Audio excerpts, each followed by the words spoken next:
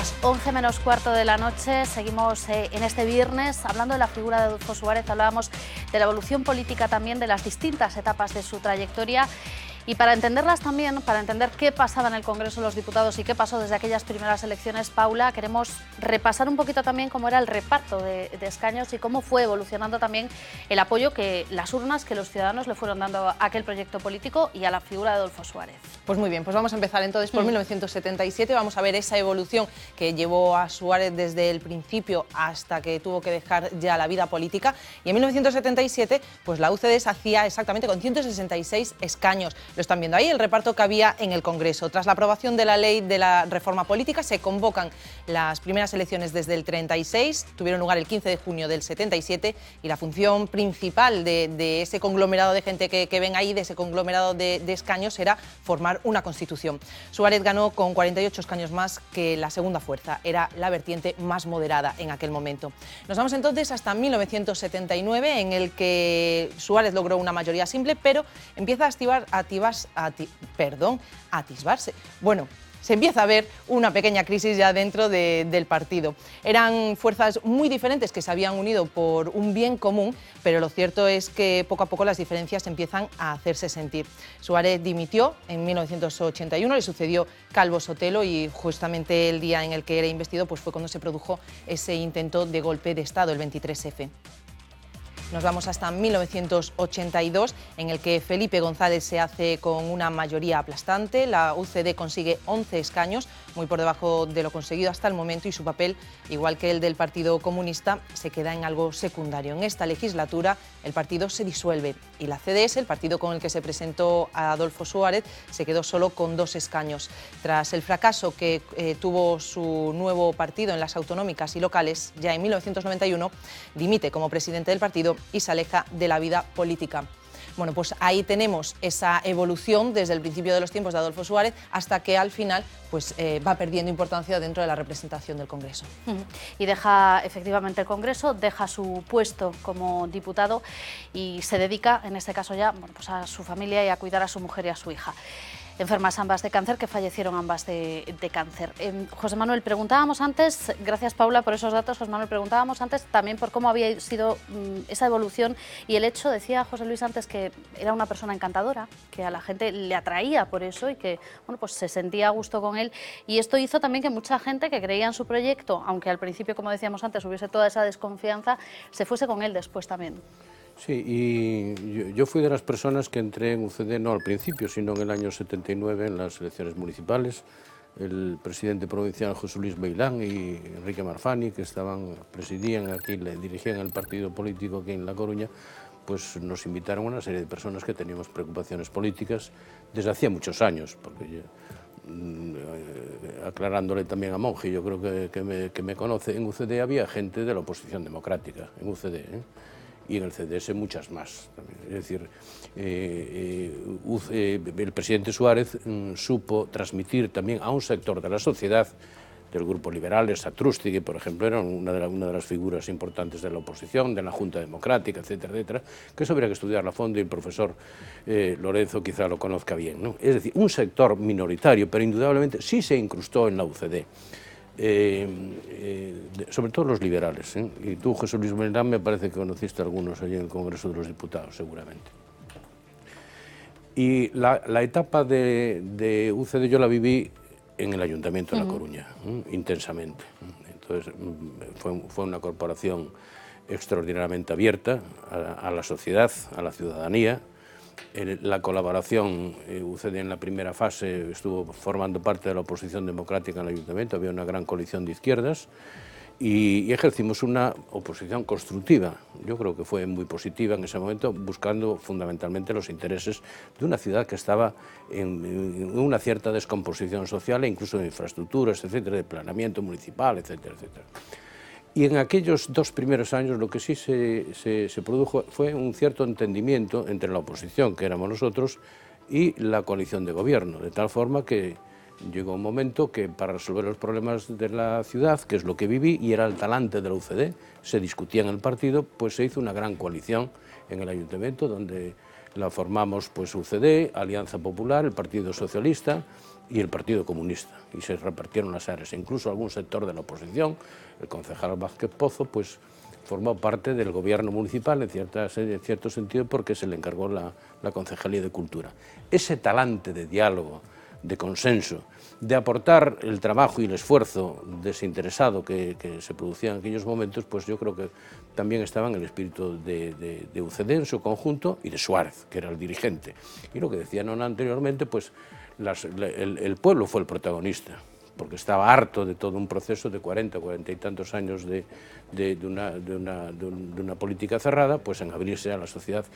Pero ya desde los años 60 y 70, la sociedad española había evolucionado, porque los procesos de transformación económica, los procesos de transformación cultural, la conexión con Europa. Yo también viajé mucho por Europa, en aquellos años 70 fundamentalmente.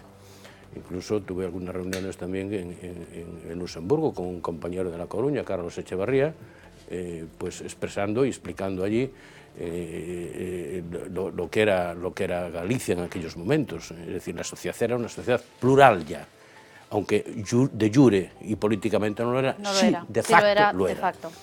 Y Suárez yo creo que fue la persona clave para, fue la rótula de conexión, de transmitir esfuerzos del régimen vigente a la nueva sociedad. Fue la persona clave.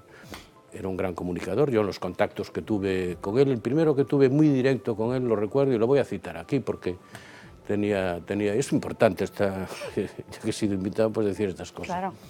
Cuando se está formando, cuando existe la gran convulsión dentro de UCD, y aquí hay protagonistas, porque había familias. UCD fue una coalición electoral en el 77, me parece, había 21 partidos políticos legalizados.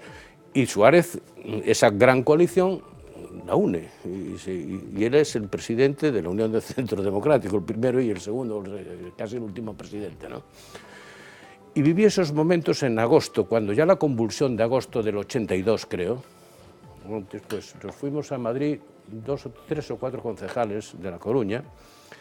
Yo era primer teniente alcalde y concejal responsable de participación ciudadana. Ese espíritu del reglamento de participación ciudadana, Monji, tú lo sabes, también era de UCD, porque yo dirigía la concejalía para transmitir a la sociedad de La Coruña de que participasen en los procesos de decisión del ayuntamiento, tanto en los distritos que se habían distribuido como en los problemas culturales, urbanísticos, educativos, etcétera, etcétera. Y las reuniones del ayuntamiento, dirigidas por un responsable de UCD, pues había allí 40 o 50 personas, tú estabas allí, y al final conseguimos pues un documento con valor jurídico, con fuerza jurídica y seguridad jurídica, que era un reglamento para que los ciudadanos participasen en los procesos de decisión. Por cierto, que en la siguiente corporación democrática, y era el primer reglamento, me parece que hasta de Galicia el seguro, el primero, que incluso la Xunta lo informó favorablemente y nos quitó un artículo que era el derecho al referéndum ciudadano para consultar a los ciudadanos los temas. Ese fue lo único que se suprimió, ¿no? Que yo trataré de convencer a la oposición de que era correcto la supresión, pero en fin.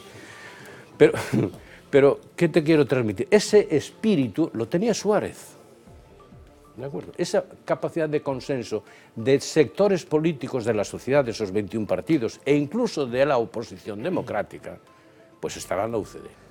Puedo citar algunos nombres. Entonces, en ese mes de agosto, yo fui a Madrid con, me parece que fue Remeseiro, ¿te acuerdas? Remeseiro, Fernando González Laxe y algún concejal más a hablar con el señor Pérez Llorca. José Luis Meilán, como diputado, pues había hecho algunas gestiones, seguramente, pero nos recibió Pérez Llorca para impedir que los residuos de los nucleares que se estaban echando en el Atlántico hiciese algo el gobierno de España. Y lo hizo, ¿de acuerdo? Y lo hizo. Y no volvieron a depositarse en la fosa atlántica más residuos, etcétera, etcétera. Entonces, ese espíritu de consenso, de concejales de distintas ideologías que trabajábamos conjuntamente para conseguir una mejora en la sociedad a todos los niveles, pues lo tenía Suárez. Y sin embargo, a pesar de ese consenso, a pesar, pero digamos... sí. Perdona, yo quería decir una cosa que os faltó ahí. En las nos falta mucho, pero aún podemos añadir más. Del CDS del año 87, las siguientes a las que el Partido Socialista arrasó. me parece que fueron el 86, 87. Bueno, el CDS sacó 21, 22 o 23 diputados, fuera la tercera fuerza más votada en aquellas elecciones. Y un tema que yo quería aquí recalcar, y Nona y yo estuvimos en ese proyecto, José Luis no, pero Nona y no, Nona y yo sí. Ese partido intermedio, muy europeo, además, un partido de tipo liberal, progresista, que los hay en Inglaterra, los hay en Alemania, en Francia, en Italia, etc. Intermedio entre dos grandes fuerzas políticas que dominaban la escena, el bipartidismo célebre que existía en ese momento, pues era importante incrustarse ahí para dar alternativas a la sociedad distintas a esas dos grandes fuerzas que dominaban en ese momento y que siguen dominando. Ese proyecto, disculpar y discrepo de algunas opiniones que se dijeron, triunfó, porque sacó 21, 22 o 23 diputados. Caló en la sociedad, porque no es fácil ser la tercera fuerza política en el Parlamento. Y además caló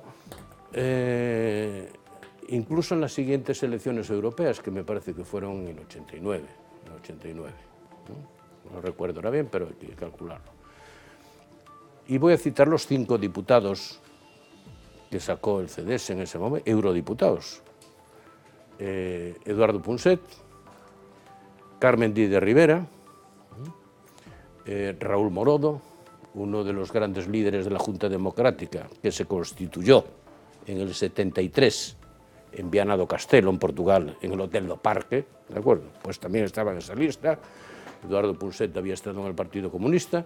Carmen Díaz de Rivera, la conocemos, la figura importantísima que también había que tener en cuenta en estos momentos, y de la labor que ejerció esta mujer en sus conexiones con el Partido Comunista, principal fuerza política de la oposición, de los partidos políticos no legalizados, la principal era el Partido Comunista, no era el Partido Socialista Obrero Español, ni el Partido de Tierno, ni otros partidos nacionalistas, etcétera, etcétera. Y yo en ese mes de agosto es cuando lo conocí. Y allí, bueno, lo conocí y lo traté directamente porque fui a visitarlo a la sede del CDS.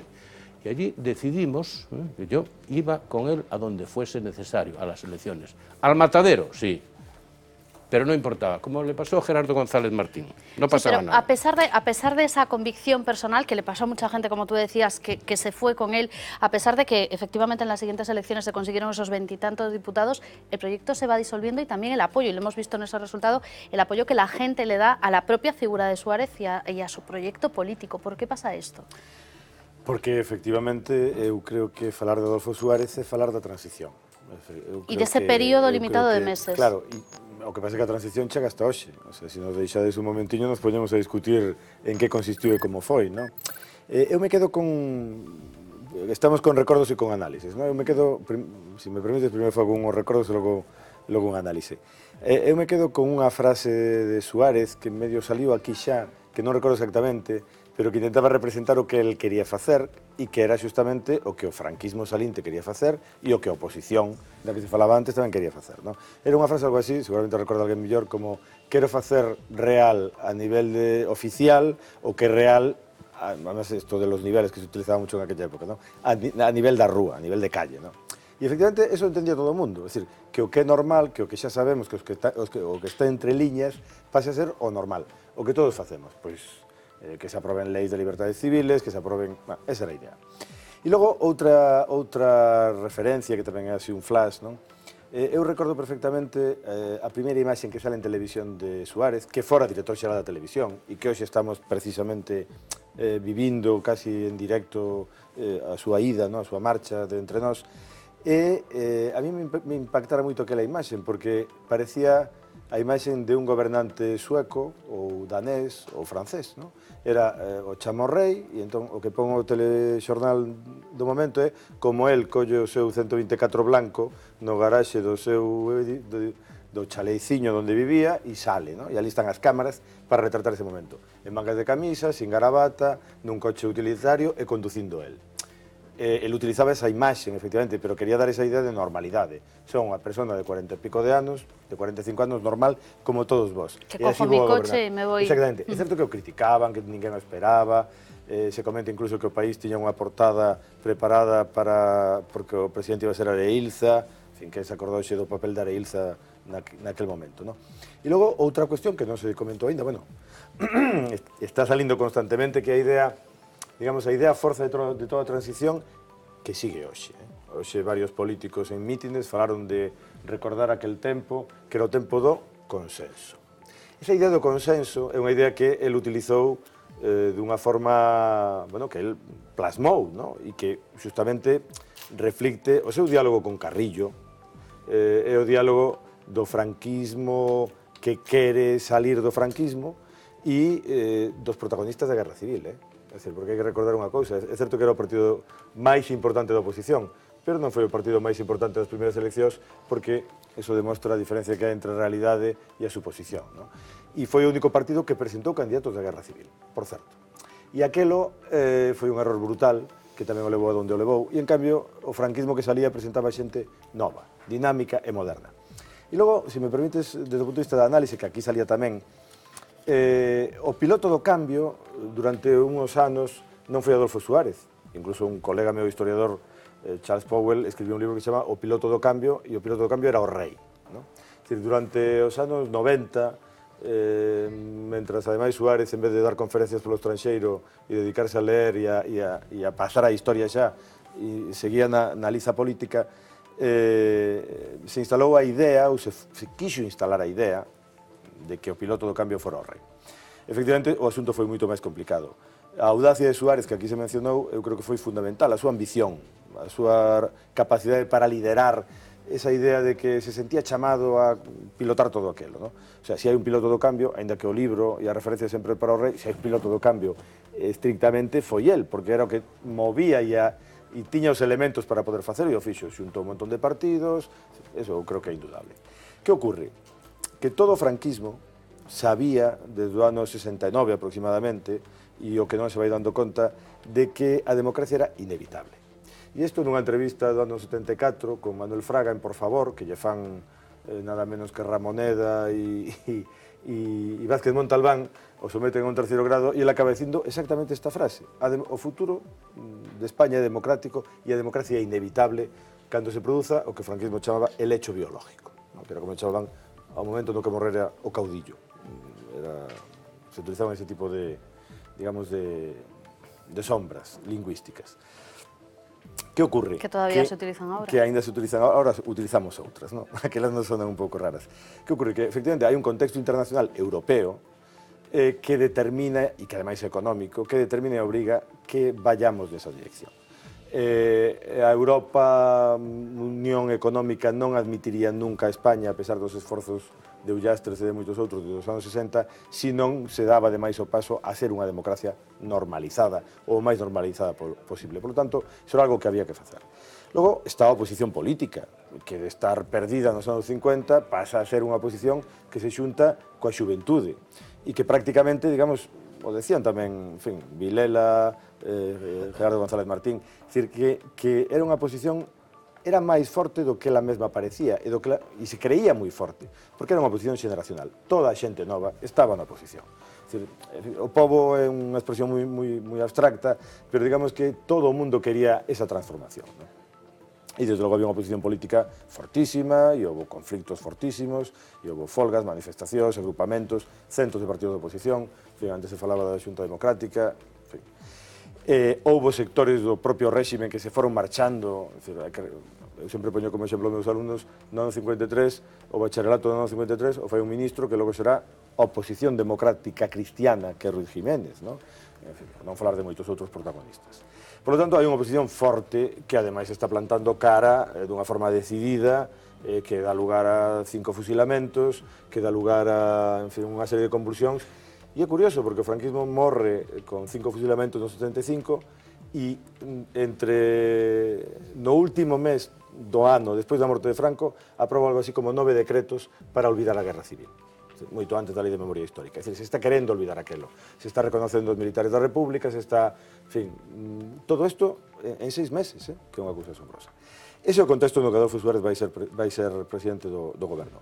E logo, tamén se mencionou, hai unha transformación social e económica que se foi producindo nos anos 60 e xa desde a segunda mitad dos 50 e que ten que ver non como din, digamos, non como se di moitas veces, a memoria ou a propaganda co franquismo, sino que ten que ver coa capacidade, a potencia e a dimensión económica e social que ten o Estado español, que o situaba xa antes da Guerra Civil nunha posición que era a de Italia, en términos de PIB, de nivel de vida, de dotación de recursos, etc. ¿no? Es decir, calquer historiador económico, e isto estudiaron bastante ben, sitúa, digamos, a posición económica do Estado español a un nivel que non recuperará hasta moito tempo despois. Pero efectivamente está recuperando nos anos 60 e 70, e iso tamén é imparable. Bueno, la democracia era imparable, decía Lourenzo, lo dijeron muchos protagonistas de aquella época, pero vamos a pintar un poco este panorama que nos ha dibujado, que nos ha esbozado Lourenzo Fernández Prieto en imágenes también, cómo era aquella España de los primeros meses, de los primeros años también de la democracia.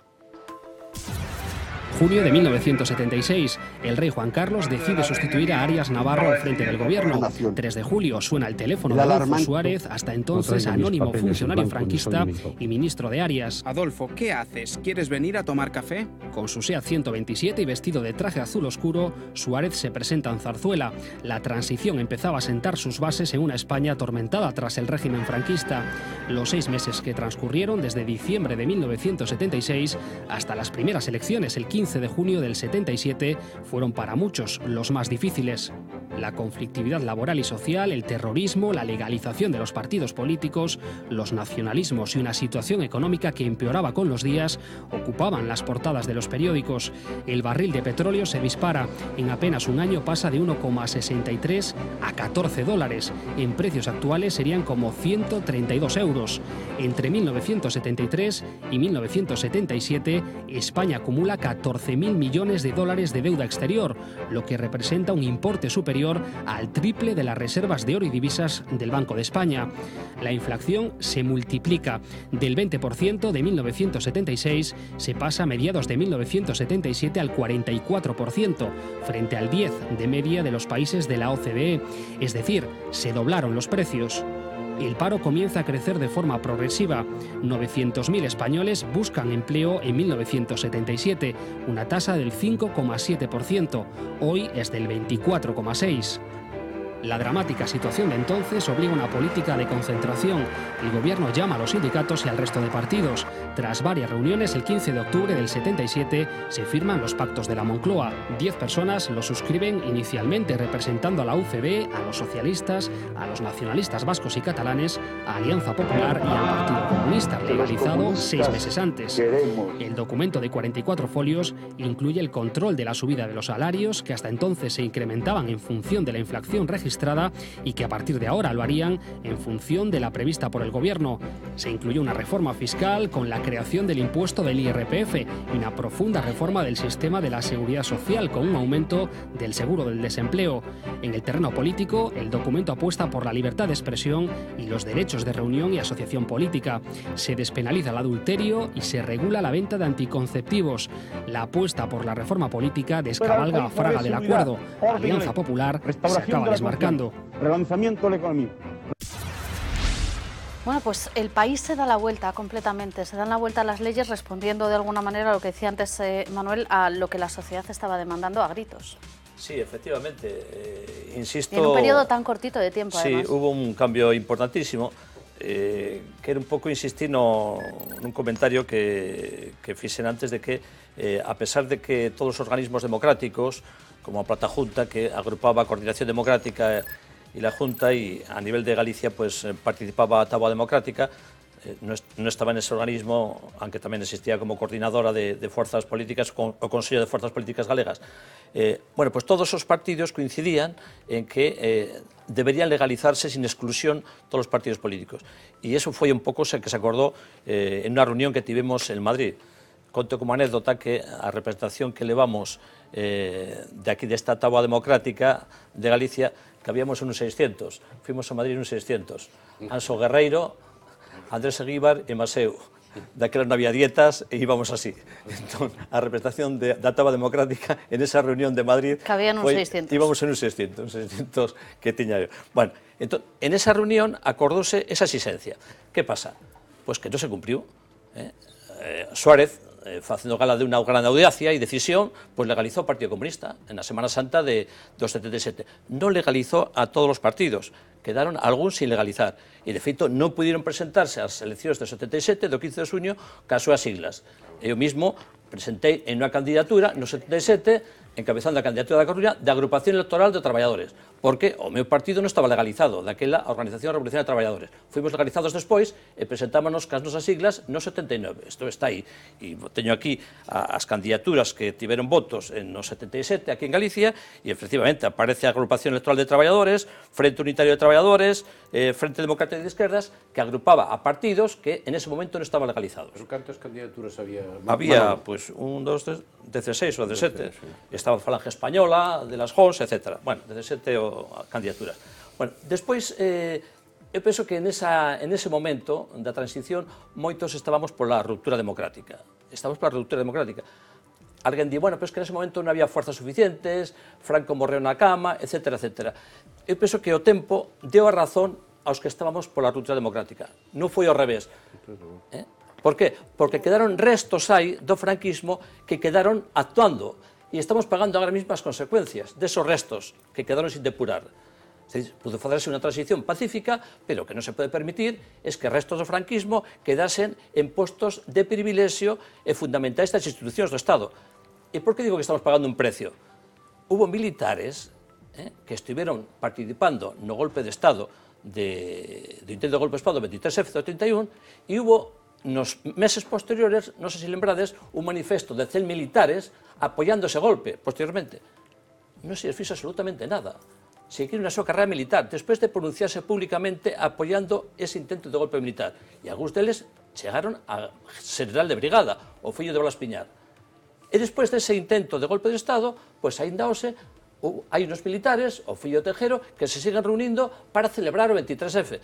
En que país democrático se pode permitir eso? Estos son consecuencias de que hubo en esos momentos una ruptura con una depuración de todos los elementos franquistas. ¿Por qué se puede permitir que alcaldes sigan celebrando y homenajeando a Franco? ¿Pero en qué país democrático se puede dar esto? ¿En Alemania o en Italia pode algún partido democrático, algún alcalde facer homenaxes a Mussolini ou a Hitler? Eso estaría inconcebible. Bueno, pues aquí se siguen celebrando misas e actos de homenaxe a Franco. E hai organizacións e dirixentes de organizacións juvenis que aparecen en fotos levantando o brazo con saludo fascista. Pois estos son restos aínda que quedan. E despois hai algunhas cousas que realmente están pasándonos factura. Por exemplo, a amnistía. Todos recibimos amnistía e foi unha exigencia e manifestámonos pola amnistía e estaba asumida por todas as organizacións políticas.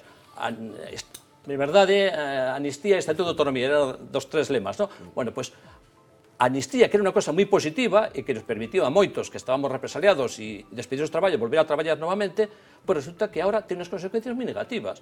A amnistía considerouse que era unha lei de punto final e que non había que investigar nada. E ahora mismo ven a ONU, aparte da Suez Argentina, que está investigando a querela argentina, que está investigando os crímenes do franquismo, ven a ONU a lernos a cartilla. 4 delegacións da ONU nos últimos anos. A última en Xaneiro. Ven unha delegación da ONU dos dereitos humanos e digo, mire usted, o goberno español, que aquí a amnistía non pode considerarse unha lei de punto final, hai que investigar, hai que facer unha comisión da verdade e os crímenes contra a humanidade que non prescriben, pois hai que xulgarlos. Hai 150.000 persoas aínda sin identificar en fosas. En un país democrático non pode permitirse eso. Eso pode pasar en Camboya ou por aí, pero aquí non pode permitirse. Por lo tanto, estamos pagando as consecuencias de non haber feito esa ruptura democrática. Manuel, es que voy a preguntar a este lado si entre esa ruptura democrática y la transición que se hizo, realmente la transición que vivimos, había otras posibilidades en aquel momento. Vosotros que la visteis también desde dentro y en aquellas primeras cortes constituyentes, ¿había otra posibilidad? ¿Se podía haber hecho de otra manera? Bueno, voy a ser muy escueto, en breve, no voy a lanzar más discursos. Primero, en cuestión de la realidad y lo oficial, la realidad. La prueba democrática, la prueba del algodón, democrática, son las elecciones.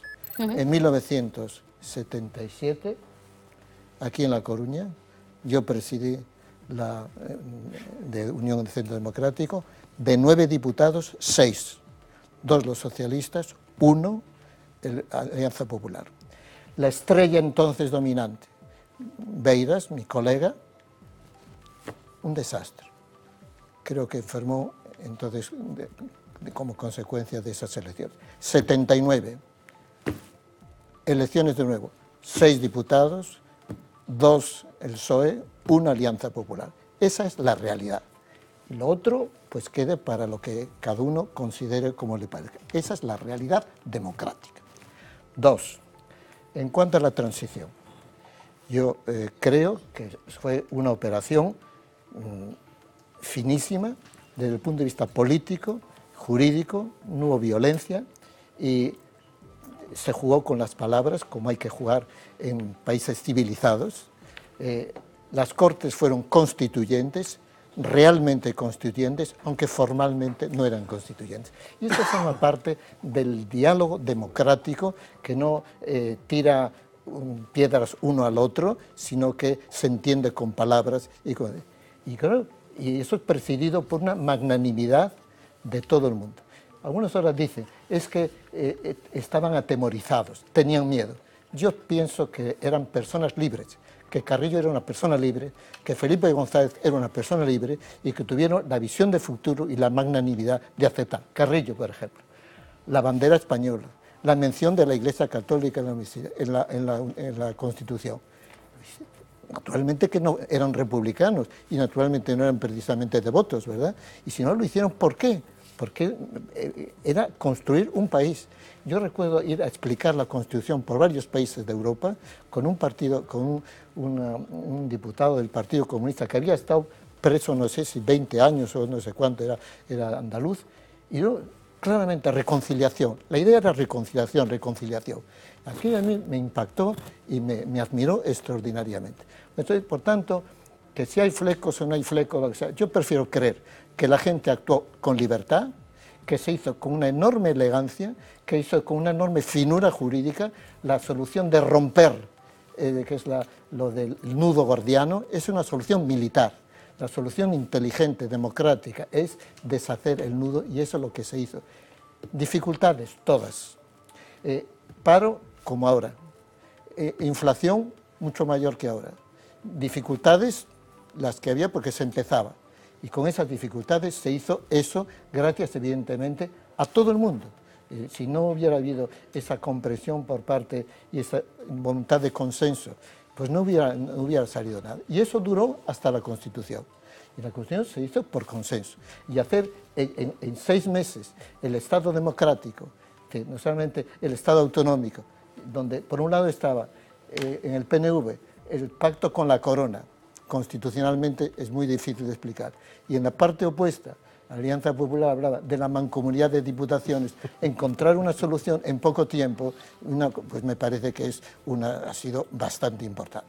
Que nada es perfecto, obviamente, pero me parece, querido Manuel, ¿no? Querido Manuel, hombre, creo que hay que tener un poco de, ¿cómo diríamos?, de mayor amplitud y mayor comprensión, porque efectivamente puede haber cosas, yo creo que son dolorosas y que ninguna persona normal puede admitir, pero también vamos otra vez a escarbar en la otra parte y volvemos otra vez. He leído hace muy poco las memorias de Alcalá Zamora.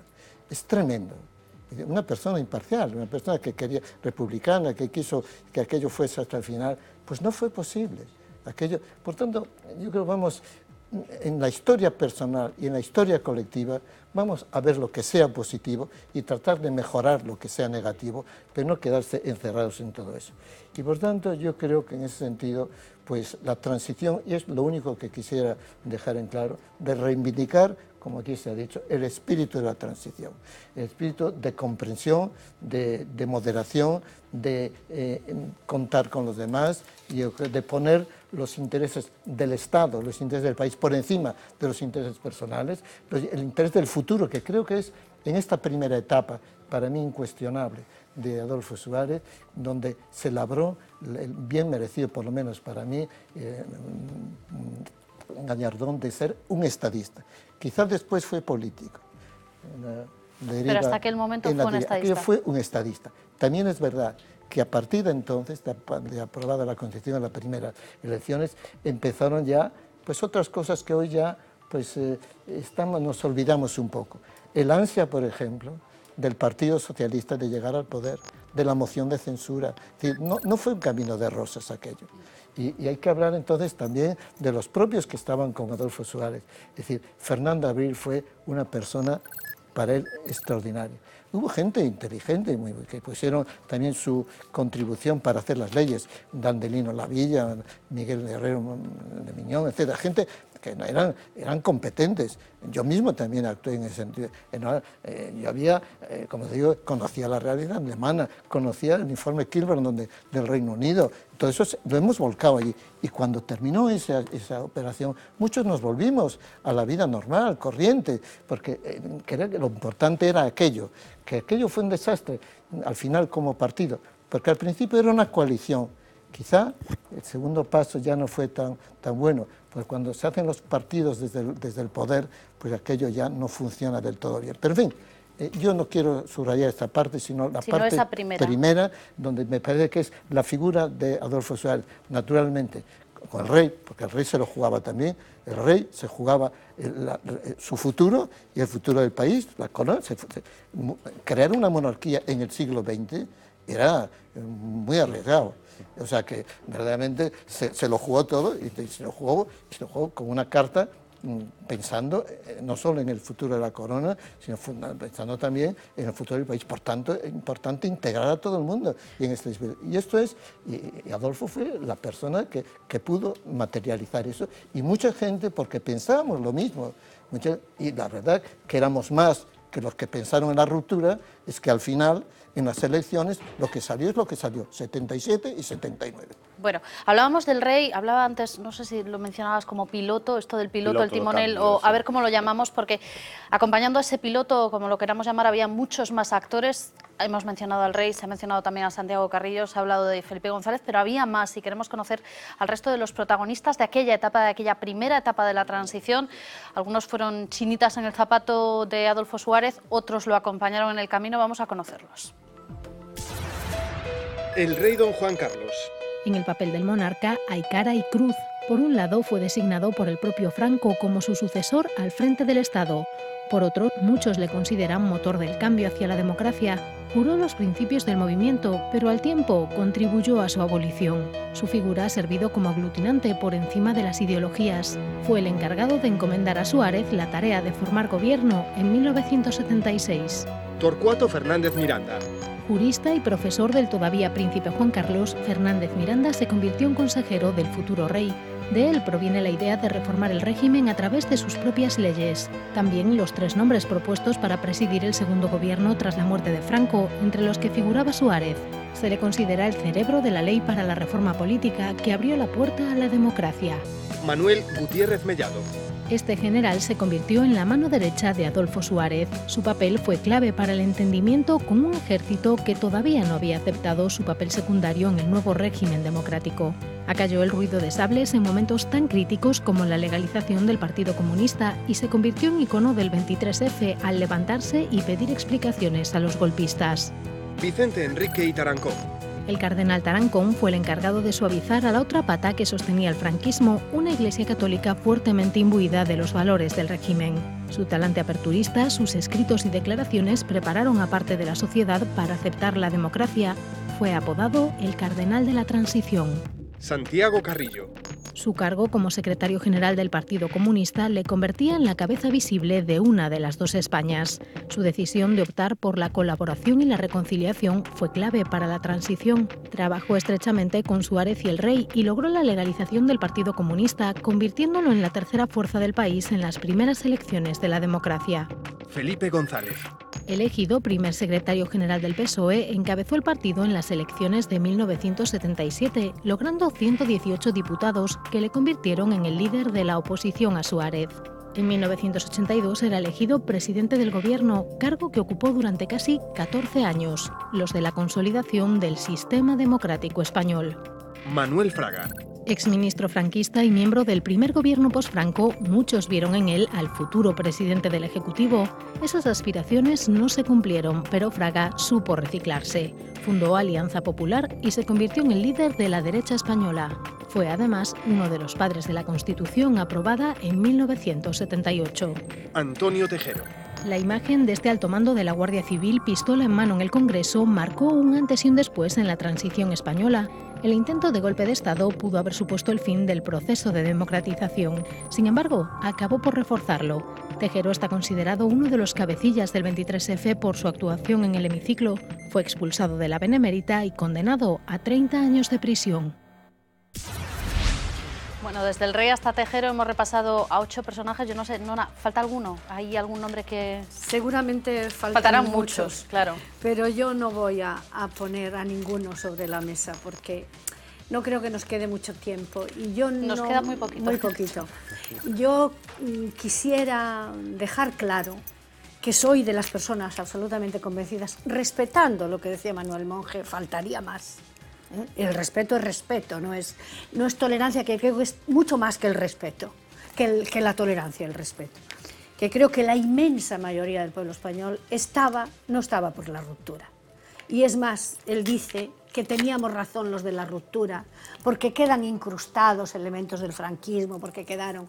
Yo desde luego creo que si hacemos un análisis frío de las realidades de otros países, hay muchos países democráticos en los que, sin haber habido franquismo, están incrustados elementos de totalitarismo, de xenofobia, de negación de las libertades y de los derechos más elementales, y que la ONU haría muy bien en exigir con esa misma claridad con que exige que aquí se abran causas, de preocuparse por pueblos que están sentados, sus dirigentes en la ONU, y que se están vulnerando diariamente los derechos más elementales. Y no tenemos más que mirar hacia África y ver el espectáculo que protagonizamos. Por eso me parece que nuestra transición, la nuestra, con todos los defectos y los errores que pueda haber tenido, fue un enorme paso adelante. Probablemente pudiera haber, como nos preguntabas, un paso intermedio. Pues no lo sé, es decir, ni de esta manera ni de la otra. Yo me siento orgullosa de que haya sido así, asumiendo los errores que puede haber habido. Y asumiendo que puede haber una parte del pueblo español que deseaba otro tipo de transición y seguramente también ahora otro tipo de país.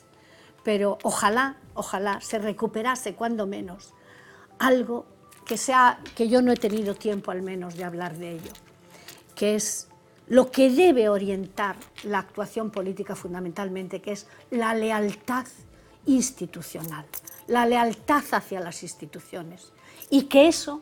Ojalá la muerte de Suárez, si se produce, que parece ser que sí, sirva para hacer reflexionar a algunos sobre la necesidad que tiene España, en primer lugar, de esa lealtad institucional, y ya ni siquiera hablo de consenso, porque se ha hablado tanto de consenso que hasta se ha devaluado la propia palabra. Como si, y me parece que la democracia pues no tiene por qué ser consenso siempre, pero sí siempre diálogo y un intento de acercamiento, sobre todo en un determinado tipo de problemas, que ahora los hay, muy graves también, para los que es imprescindible aquel espíritu de la transición. Bueno, nosotros hemos querido salir a la calle también para preguntarle a la gente qué recuerda de Suárez y con qué se queda de esa imagen. Y nos hemos encontrado en todas las generaciones opiniones muy diferentes e incluso desconocimiento.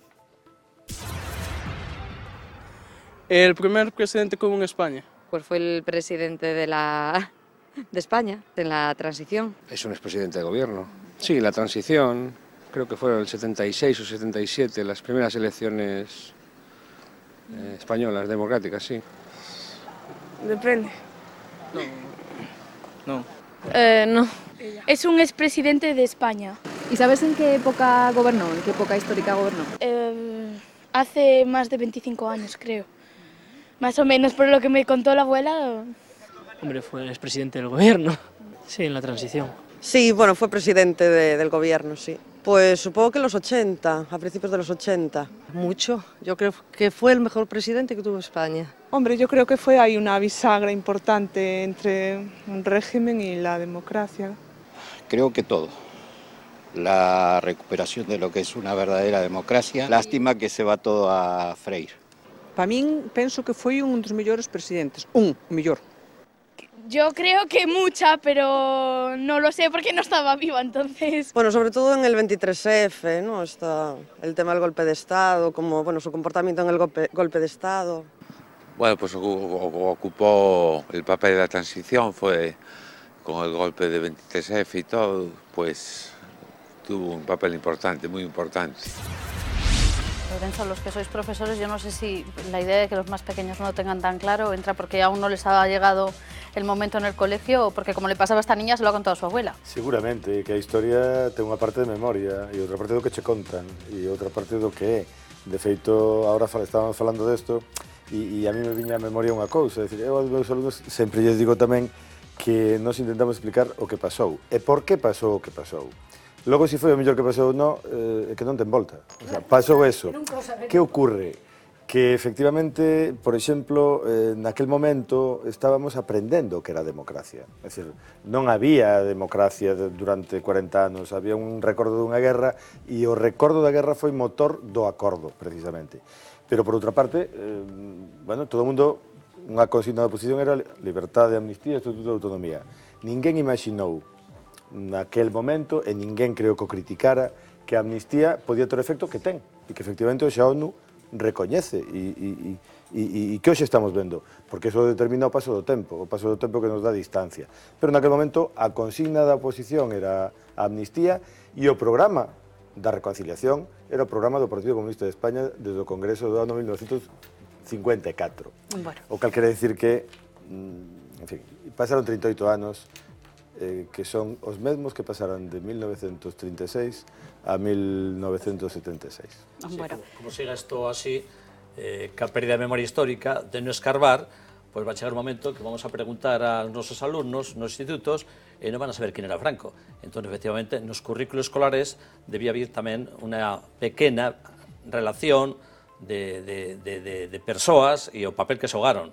E entón, hai un descoñecemento moi grande. Hai unha vontade de olvidar que distinto. Bueno, nosotros vamos a quedarnos con la voluntad de recordar, claro, efectivamente, y de quedarnos también con ese espíritu de consenso. Vamos a terminar con cine como cada noche. Quiero agradecerles a los 5 que hayan estado con nosotros, que nos hayan acompañado y ayudado en este análisis, pero el Alzheimer, y nos queríamos quedar hoy con esto, es un mal que ha tocado a más políticos españoles. Algunos, como Pascual Maragall o Jordi Soletura, lo han contado sus familias a través del cine, a través de documentales como Bicicleta, Cuchara, Manzana.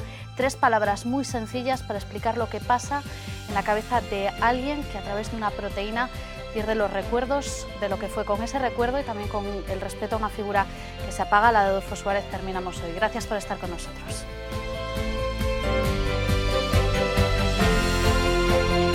¿El nombre de este hospital? San Pau. ¿Y en qué planta estamos del San Pau? En la segunda. Bicicleta, cuchara, sin apuntar. Bicicleta, cuchara, manzana. Repítelas. Bicicleta, cuchara, manzana. Muy bien. ¿Qué tal se te dan las restas? Bien. ¿Bien? ¿Podrías restar desde el número 100 hacia atrás de 7 en 7? 93, 86, ¿no? Sigue. 36, 47, bueno, 45. Está muy bien. Mucho mejor que lo haría yo.